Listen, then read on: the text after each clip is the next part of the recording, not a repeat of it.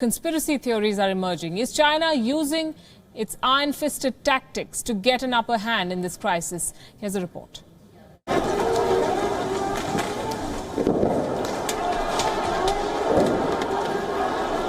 The biggest day of protests in weeks. Police and demonstrators clashing in Hong Kong.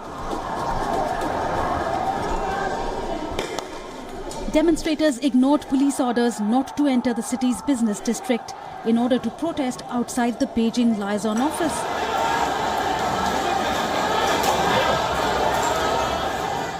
Protesters threw paint bombs and defaced walls with graffiti as the protest morphed into a fresh front against the controversial extradition bill. Some protesters have even risked everything, including their personal safety, to occupy the Legislative Council building. Within roughly 1 month, a few brothers and sisters have sacrificed their own lives.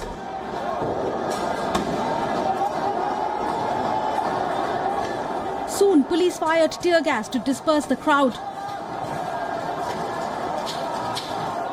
Local media reported that the police also fired rubber bullets. Protesters fought back with anything they could lay their hands on: bottles, bricks, poles, even umbrellas.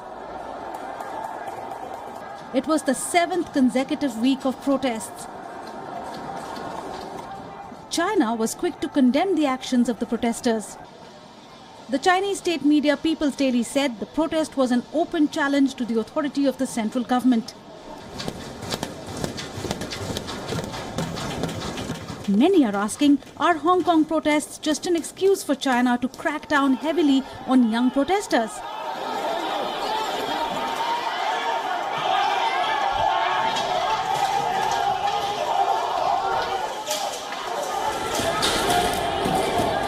Sample this.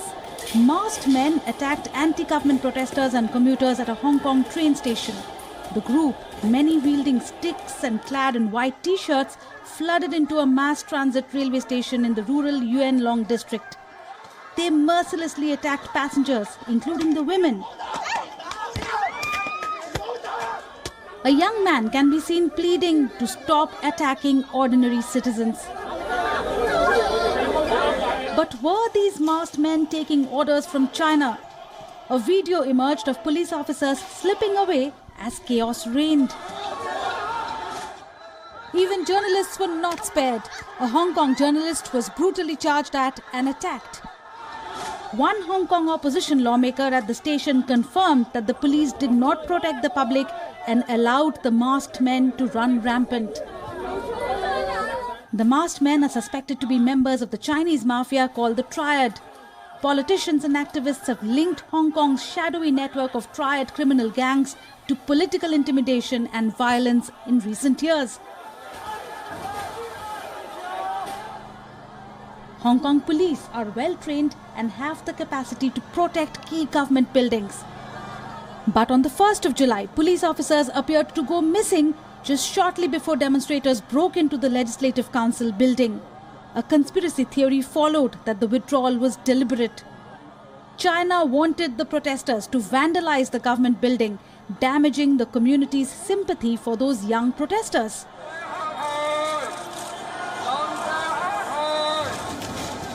Hong Kong's peaceful protests have now evolved into a more violent movement calling for democratic reforms.